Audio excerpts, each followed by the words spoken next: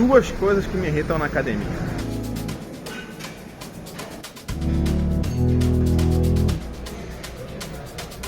Chegando com a minha quentinha aqui, do boteco aqui do lado, R$23. Primeiro dia que eu vou provar, vamos ver. Mas porra, o cara pegar o peso de 12, por exemplo, e largar lá no lugar do 26, 28, é brincadeira, né? E a outra coisa que me incomoda é a porquice, né? O cara pega o paninho pra limpar, sei lá, o banco ou a máquina suada, limpa e larga o paninho na máquina. Porra, sejam limpos, né, gente?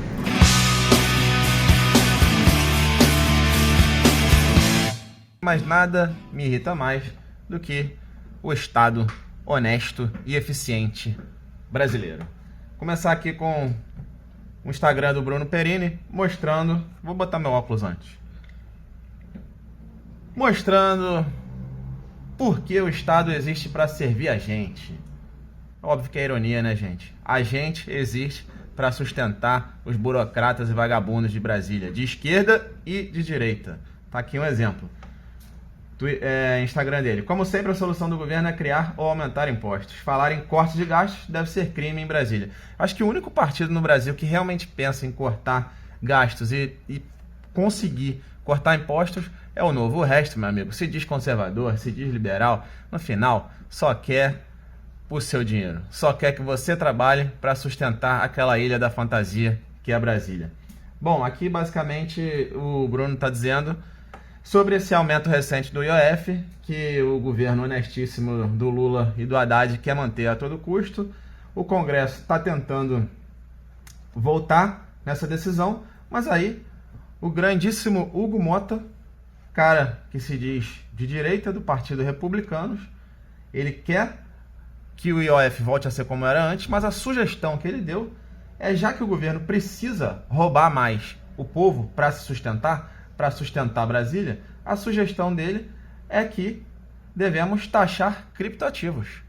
Então, meu amigo, faça-me um favor, se você tem cripto, se você tem Bitcoin, se você acredita em liberdade, não vota mais nessa cambada de vagabundo.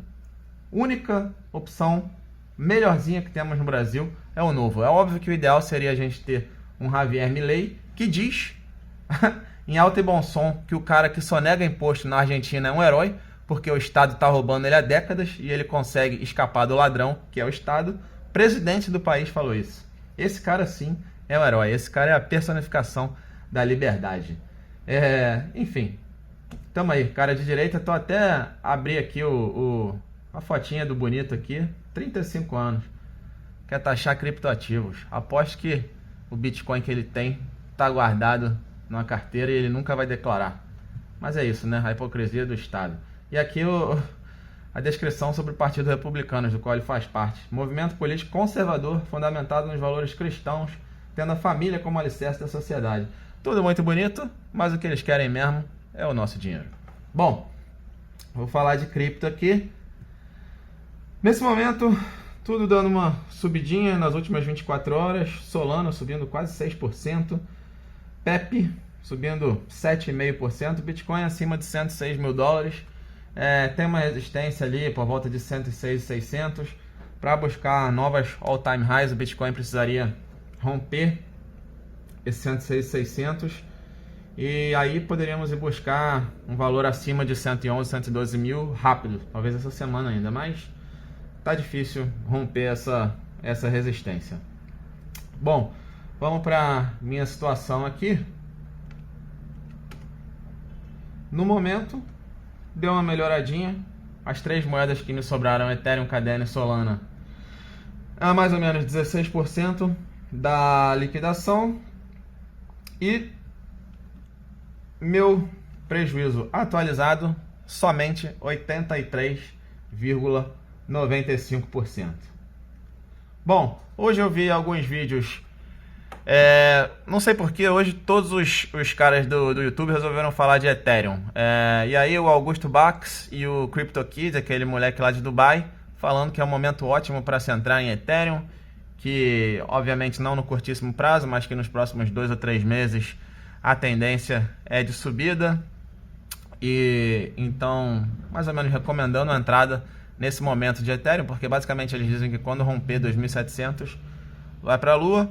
E já o Gui Telles falando que é o momento de topo do Ethereum, não de topo no ciclo, mas um topo nesse período que a gente está agora, e que é um momento muito arriscado para entrar em Ethereum, então ele está só fazendo caixa, esperando um momento melhor para a entrada. Bom, eu sigo comprado em Ethereum, Solana e Cadena. Não vou mexer muito na minha carteira pelos próximos meses, eu diria. Eu sigo esperando o vídeo do Steven, do Crypto Crew University. Assim que ele lançar o vídeo essa semana, eu vou fazer um resumo para vocês. Mas os últimos 2 vídeos foram sobre possível topo desse ciclo do Bitcoin. Para dar uma acalmada na galera, vamos mostrar o gráfico do Bitcoin aqui, desde o início do Bitcoin, para mostrar quando o pico de cada ciclo aconteceu. E a gente vê que temos tempo até o fim do ano ainda para esse topo acontecer. Começando aqui pelo topo de 2013, chegou mais ou menos a $1.100 por volta ali do início de dezembro de 2013.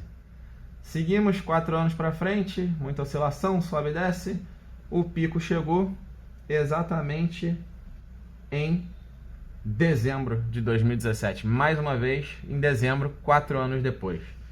Seguimos, passamos pela pandemia, Bitcoin subiu, despencou para $5.000 e daí disparou, foi a 64 mil mais ou menos, em maio de 2021, e o pico mesmo do ciclo, o valor máximo que o Bitcoin chegou, em novembro.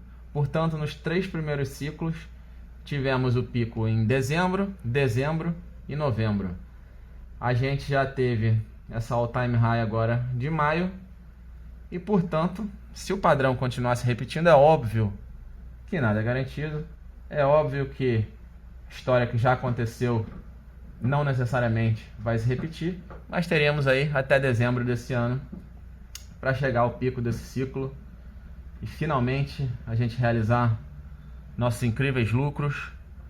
A euforia vai chegar. Quando a euforia chegar, muito dinheiro novo de gente que não entende muito de cripto e Bitcoin vai entrar no mercado. E o mercado funciona assim: para uns ganharem, outros têm que perder. Bom, a gente está comprado desde agora, está comprado desde antes no ciclo. Em algum momento a gente vai realizar esse lucro, e para realizar, alguém precisa comprar. Bastante gente vai se empolgar com Bitcoin no fim desse ciclo, vai comprar lá em cima e vai passar uns 2 a 3 anos segurando prejuízo, mas é quase garantido que, se você tiver paciência, mesmo se você comprar na hora errada, no topo desse ciclo, se você tiver condições e paciência para esperar mais um ciclo, você vai sair no lucro, provavelmente num lucro muito bom. Bom, por hoje é isso. 14º episódio do Criptovlog. Amanhã estamos de volta. 14 episódios seguidos, hein? Não faltei nenhum dia. 2 semanas completas já. Um abraço e até amanhã.